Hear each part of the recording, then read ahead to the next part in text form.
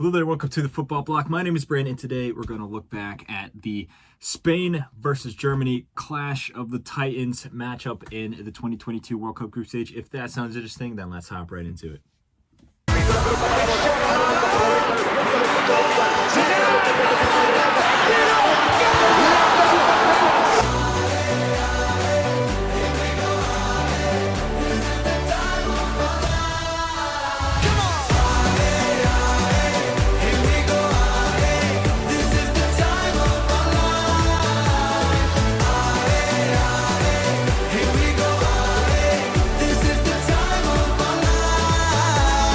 So Spain versus Germany, one of the most anticipated matchups of the 2022 World Cup group stage, has come to an end. It is finished 1-1.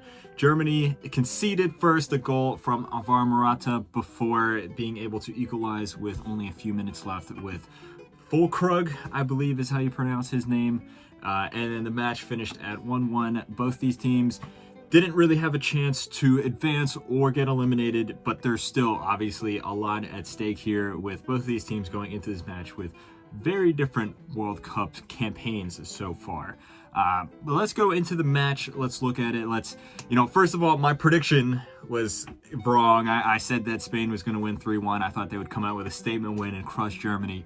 That unfortunately did not happen. As someone who supports Spain, there was moments where it looked like that was going to happen, but overall I think Germany did just enough to hold off for a draw, which ultimately is a result that benefits them.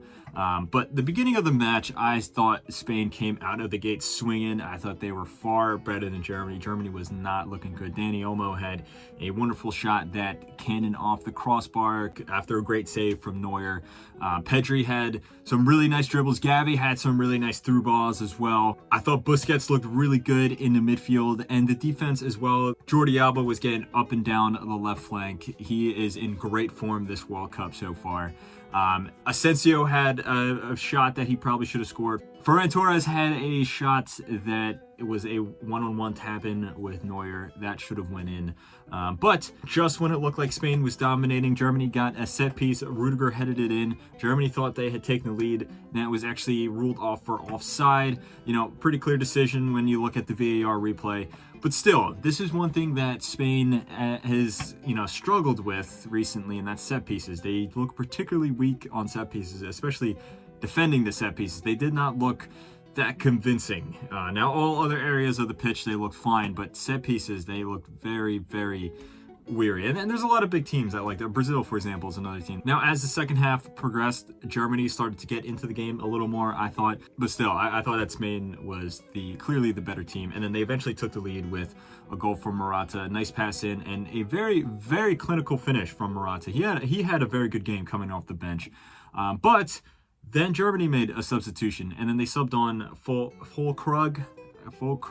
Again, I don't know if I'm pronouncing this correctly, but he's the striker for Werder Bremen. He is the one that stepped in after Timo Werner got injured, and he's a guy that's kind of come out of nowhere recently. He's doing great in the Bundesliga right now. He's really high up in the scoring charts in the Bundesliga.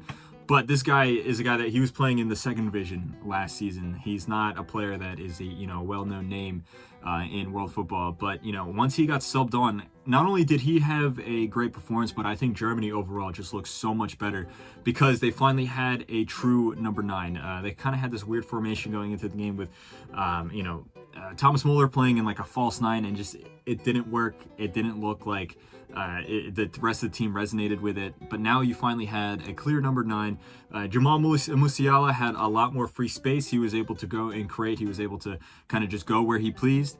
And then Germany just looked far more comfortable. And this is a recurring problem. If you remember at the 2018 World Cup, Germany didn't have a clear striker. They started off with Timo Werner, and that didn't really work. They pushed him out to the wing. They put Mario Gomez in the middle, and the team looked so much better with Mario Gomez in the middle, but they still couldn't get the job done because the guy was way past his prime. He was in his mid-30s. This has actually been a recurring problem since Euro 2016 and really the 2014 World Cup when Germany won. That was the last time they had a clear striker with Miroslav Klose. And I think that speaks a lot to German football, that the fact that they haven't really been able to find a true replacement for Miroslav Klose, who was already very, very old in 2014. So that being said, maybe Fulkrug is the guy that can fill that spot for Germany, but still, he's, a good player, but I think that Germany, they lack a clear number 9. Just imagine if Holland was German or if Lewandowski was German. That would be nuts. Germany would be up there with title contenders. But Fulkrug had a wonderful shot, absolute missile into the top corner, and the next thing you know, it's 1-1. And from that moment on, Germany had the momentum in their favor. They had some more chances, and with a minute left, Leroy Sané had a wonderful ball over the top, and he was basically one-on-one with Unai Simon. He should have passed it, but I think he was trying to go for goal, and then he hesitated, and then Unai Simon came all the way out, and then the ball went out of play.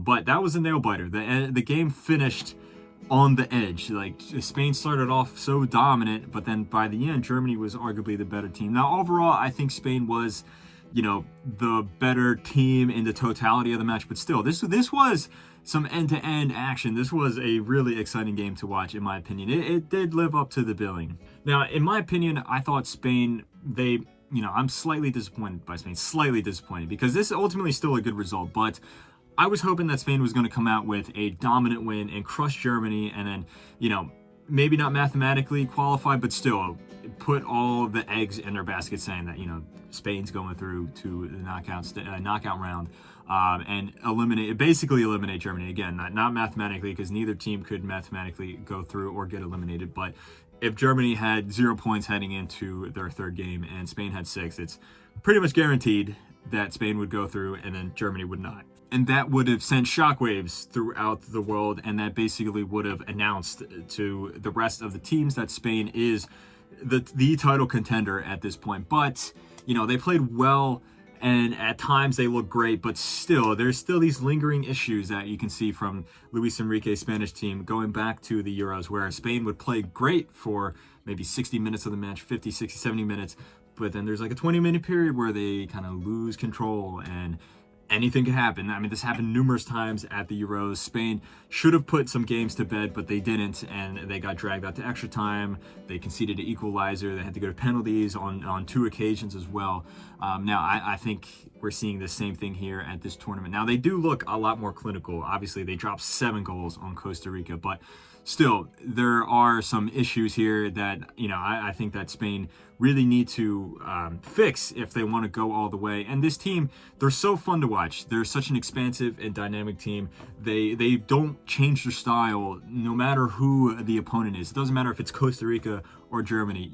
Spain's going to play the same style. They're going to hold on to the ball. They're going to be passing around from side to side, creating the little triangles. It has that DNA, that Barcelona DNA. You can see it through Luis Enrique right there, who is one of my favorite managers, if not my favorite manager, just from as a Barcelona fan. I love his style, and you could see that mantra onto this team where it's like, the famous quote from him where he said, if they score 4, we'll score 6. And you can definitely see that in this team.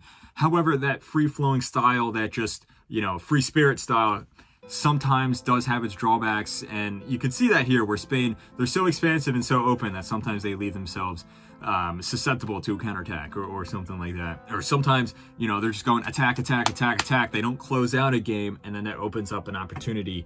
And especially a team like Germany, who, well, yes, they're not in the best of form.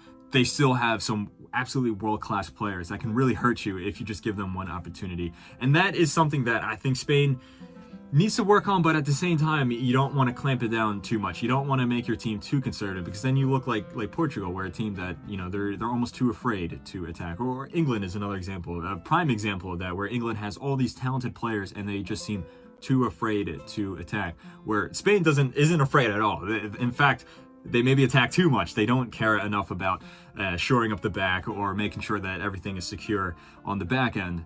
But honestly, just from a pure enjoyment point of view, that's a much more fun team to watch than the, super defensive and pragmatic style. Not to say that that style is wrong or anything. It depends on the team and depends on the players and the manager and things like that. But ultimately, this group has turned out to be a really exciting group. Obviously, it was a shock to see Japan upset Germany, but then at the same time, Japan was looking like they were going to be the team to qualify to the group stage with Spain, but then out of nowhere, they lost to Costa Rica. I think they severely underestimated Costa Rica. They made 5 changes. And now that throws a wrench into everything, because Costa Rica, despite playing awful against Spain and getting outplayed by Japan, now they have 3 points.